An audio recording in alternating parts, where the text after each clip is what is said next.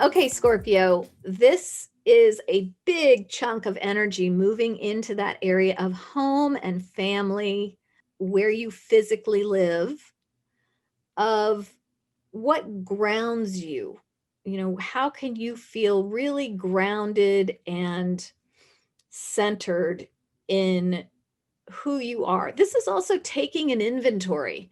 Saturn it takes 30 years for Saturn to move around the zodiac. And the last 15 years, Scorpio has been, working from a place of, high achievement 15 years ago, to looking at his or her associations, to maybe taking some time to let go and really grieve a loss, to moving back into an area of wisdom and putting yourself out there, but feeling your age, to struggling with, self-confidence, to now moving into perfecting ideas. Now it moves into the bottom of the chart and you have reached a turning point.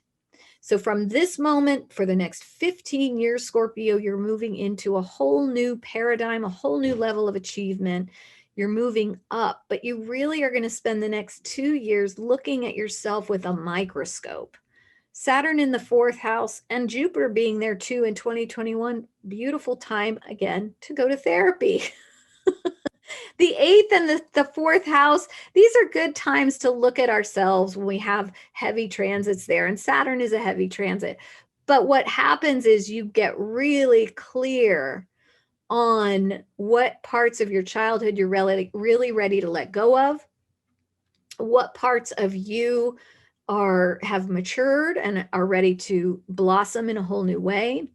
Having this in a square alignment to Uranus in the seventh, it could directly impact your relationships. So the work you do on yourself, the work you do to organize your own home life, the work you do on the relationships with your relatives, with your family of origin, is going to directly impact breakthroughs in your life partnerships, business partnerships, the kind of people that you draw into your life, all the seventh house issues.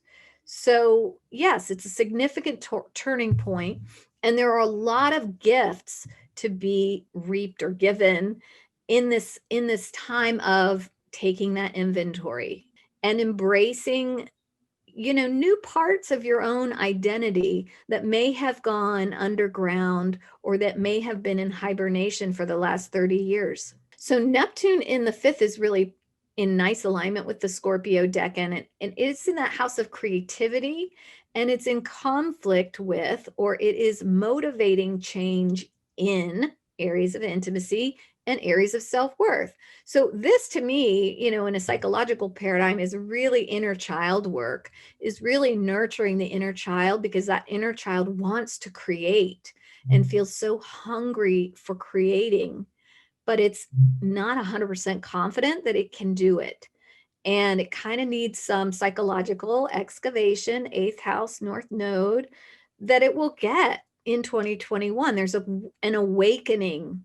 I mean, I would say, Scorpio, this is a time of awakening, great awakening on a deep psychological level that sort of heralds a new creative time, a new creative output, because you're actually ready to value yourself in a new way. And this lights up the most important parts of your chart: your relationship with your life partner, your inner child, your relationship with your family of origin, and your sense of self-worth, and how that's going to reflect in your intimacy in a positive way. So it's more of a inner work year for Scorpio rising, less of a super achievement time, but positive and transcendent all the same.